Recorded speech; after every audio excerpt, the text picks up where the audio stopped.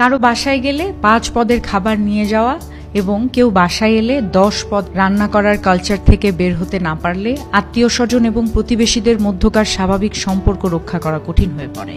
মধ্যবিত্ত পরিবারে 1 কেজি আঙ্গুরের চেয়ে 1 ডজন ডিমের প্রয়োজনীয়তা অনেক বেশি। জাপানিরা কারোর সাথে দেখা করতে গেলে 1 কেজি চাল নিয়ে যায় উপহার হিসেবে। এদের প্রধান খাদ্য ভাত, আমাদেরও ভাত। তাহলে আমরা চাল নিয়ে গেলে সমস্যা কোথায়? যিনি বা যারা বেড়াতে যাচ্ছেন তারা যদি ওই বেলার বাজারটাই করে নিয়ে যান সবচেয়ে ভালো হয়। সেগুলোই রান্না হবে, মেহমান এবং মেজবান কারোরই সমস্যা হবে না, কষ্ট হবে না। বাসায় 2 বাচ্চা থাকলে সাথে 5 টাকা দামের 2 চকলেট নিয়ে যান, কোনো সমস্যা নেই। যারা 10 পদ রান্না করেন বা যারা 10 পদের রান্না না দেখলে মনে করেন সমাদর করা হয়নি ঠিক মতো, সবারই মনে রাখা উচিত তৃপ্তি ভরে খাওয়া যায় 2 পদ, আরেকটা পদ যোগ হতে পারে আগে বা পরে সাপ্লিমেন্টারি হিসেবে। এই কালচার প্রমোট করার ক্ষেত্রে তরুণদেরকে এগিয়ে আসতে হবে। যারা একটা কালচারে তাদের জীবন শেষ করে দিচ্ছেন প্রায়, তাদের পক্ষে অন্য কিছু করা সম্ভব নয়।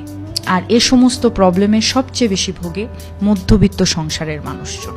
সবসময় টানাপোড়েনের মধ্যে জীবন চলে যায়। আত্মীয় স্বজনদের মন রক্ষা করতে গিয়ে, কালচার বজায় রাখতে গিয়ে নিজেদের সংকটে পড়তে হয়।